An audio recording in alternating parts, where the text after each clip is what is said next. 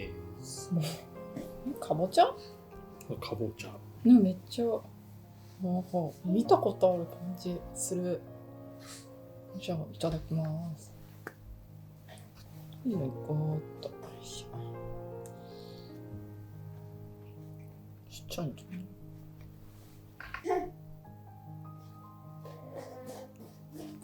おお。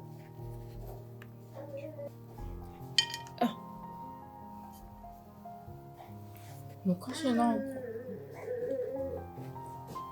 どっか旅行した時にこんなの食べた気がするな。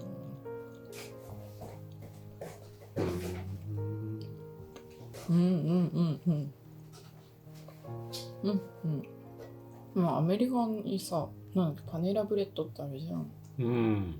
あそこでなんかこういうの食べた気がするんだよね。ハロウィンの時かな。なんかすごい懐かしい味というか、なんというか、アイシングシュガーってさ、甘いけどさ、これそんな甘くなくてさ、スコーン自体すごいちょうどいい。